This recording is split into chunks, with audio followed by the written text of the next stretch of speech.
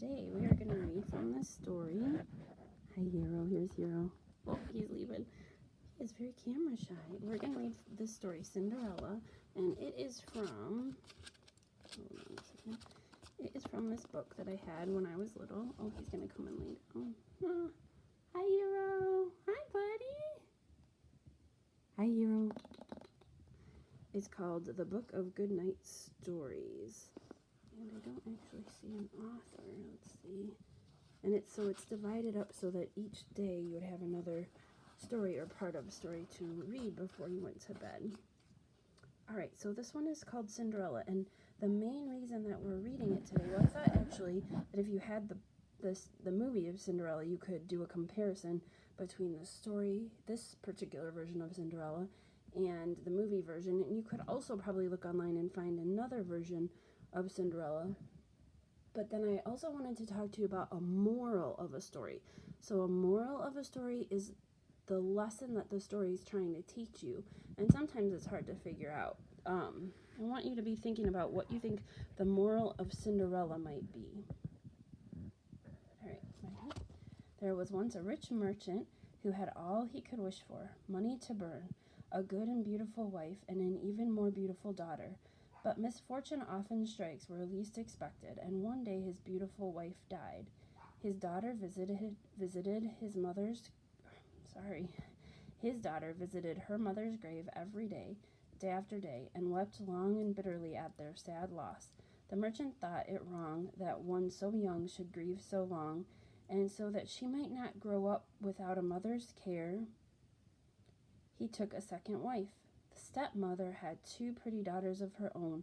They looked like a pair of rosebuds, but their hearts were filled with envy and hatred. The moment their stepfather left the house, they would turn on their new sister. Just look at the proud little princess, how finely she dresses.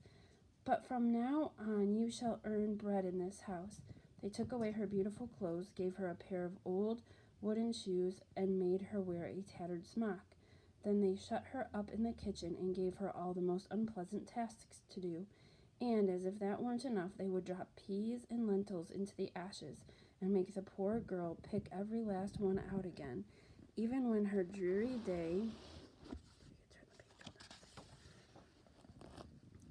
day's work had ended, they gave her no peace, and instead of her feather bed, she was made to sleep among the ashes in the fireplace. Because the poor girl was always smutty, like she's covered with ashes, they called her Cinderella. Poor Cinderella. She was afraid to tell her father in case her stepmother and the two wicked sisters mistreated her even more. One day the merchant was setting off into the city, and he asked his stepdaughters what presents he should bring them. They asked for fine robes and jewels, necklaces, bracelets, and all manner of vanity, but Cinderella told him to bring her the first twig to catch against his hat as he was returning home. This happened to be a hazel twig, and he brought it to Cinderella just as she had asked. She planted it on her mother's grave and watered it with her tears, and in the twinkling of an eye a splendid hazel bush grew up, and on it alighted a little white bird, which said to Cinderella, "Cinderella, I shall grant you your every wish." But the modest child wanted no more than to remember her poor mother. One day she came home from the churchyard to find her stepmother and two wicked sisters getting ready for a grand ball at the royal palace. It was to last 3 whole days. See the royal palace there. And the young prince was to choose himself a bride there. Cinderella begged to take her with them, but her stepmother only laughed and tipped a bowl of lentils into the ashes and said, "If you can pick them all out in 1 hour, we shall see." Cinderella ran into the garden and begged the birds to help her. The birds set to it with a will, and soon all the lentils were back in the bowl. But the stepmother was only angry with her, and she shouted, "You shall go nowhere. You would only bring shame on us, you ragamuffin." So the poor girl had to stay home.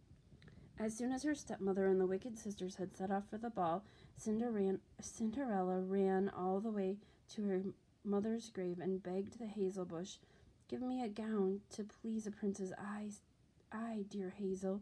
The bush shook itself, and with the little white bird threw into Cinderella's lap a gold and silver gown and a pair of velvet slippers. Quickly, she changed her clothes and set off for the royal castle. All the guests at the ball were astounded at her beauty, and even the stepmothers and the wicked sisters. Hero's listening. Those are his toys in the background. Hi, buddy. You say hi to the kids? Hi, sweetheart. He likes listening to Cinderella.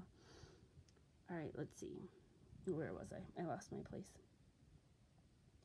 All the guests at the ball were astounded at her beauty, and even the stepmother and the wicked sisters could scarcely take their own envious eyes of her. Envious means that they were jealous of her and her beauty. Whoever would have thought that this beautiful princess could be poor Cinderella?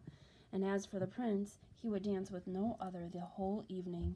But as midnight approached, Cinderella slipped from his arms and hurried off home again. The prince galloped after her on his horse, but Cinderella was as swift as a bird.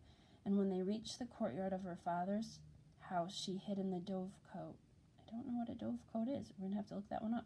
Just then her father arrived home from his travels, and the prince told him of a beautiful girl who was hiding in his dovecote. Could it be Cinderella? The father thought to himself, and he threw the dovecote to the ground and chopped it to pieces with an axe. But Cinderella? She was already asleep among the ashes, smiling in her dreams. The prince returned to his castle empty-handed. So it's something that he could throw to the ground and chop. Ooh, you better look that word up. All right, the next day, the hazel bush gave Cinderella an even lovelier gown and a pair of silver slippers, and again the prince danced away the whole evening with her.